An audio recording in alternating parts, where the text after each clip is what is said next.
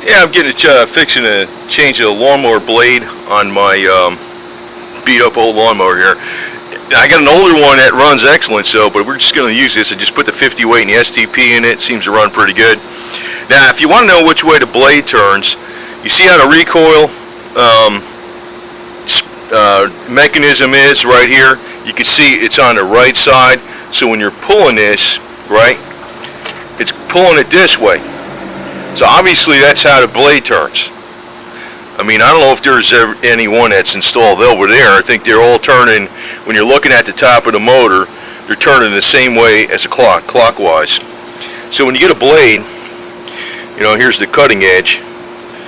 That's the side, so you want it this way, just like on that, on the mower. Now this is what you call a mulching blade, because it's got these things over here that kind of lift up. And see, kind of lifts up over here. So in other words, the air current is pushing up all the stuff back up, then it gets cut again. So we're going to install this puppy, and we're going to install it with a little thread locker blue. Now, if you don't have any thread locker blue and say you install it with thread locker red, that's permanent installation. You could still get the damn thing off later if you use a propane torch and you heat up the bulb. That's how you get off Loctite red. So like, say for instance you don't really still feel safe with using block Loctite blue, which it's plenty safe. It's in fact a lot of people don't even put Loctite on the damn thing to install it. But if you use Loctite red, it'll come off easy as long as you put heat on the bulb, and you know, it breaks down the plastic. So, you know, Loctite's not really made for super high heat, and, you know, it'll work with an engine, but not like 500 degrees. It's okay, but if you get it pretty damn hot, like I think over 1,000 degrees, it breaks down. And I just want to point out, you know, I'm still using this blood electrifier thing with the TENS pads, even while I'm doing this. That's one cool thing about, you know, the way I got this set up.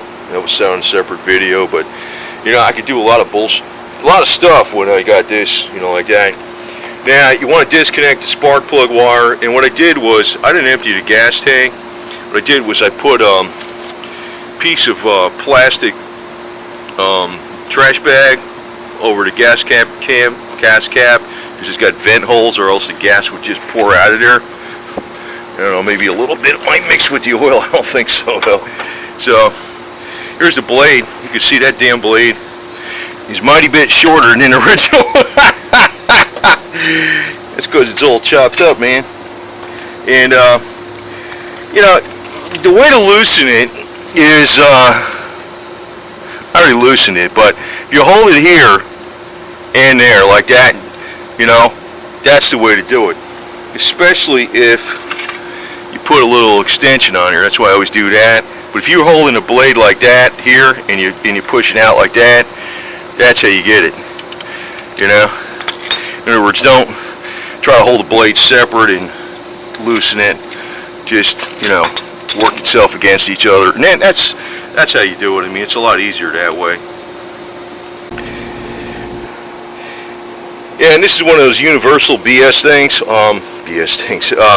So sometimes these have like a little keyway to go in here. This one don't. But this one, sometimes they also have bolts that go through here. This just has a couple studs to keep the blade from turning. So that's one reason. It's only going to have this one bolt holding it in. That's the only reason I'm going to use this Loctite on it. And so you want to put this washer thing in here. And you want to use the one that just fits the bolt, just like that. Okay? This is for a bigger, it'll fit in there, but it's for a bigger bolt. So one size pretty much fits every damn thing. So anyway, get this installed right now. It's just a matter of freaking putting a bolt in with the spacer in there. You just don't want to forget about using this spacer, because, you know, it tightens up against there nice and even, you know. That's how you want it. Otherwise you're tightening against the outside of this shit. You want to tighten right in the smack in the middle here and all across this. You want it all even, right? With that washer. So with that spacer flat in there, it's going to work like that. Okay, so that thing's in there, and you can see those teeth right there. are going to be lifting up the grass. So it goes around, see there's a cutting edge, and it catches it in the back there and lifts up the grass, recuts it. It'll work.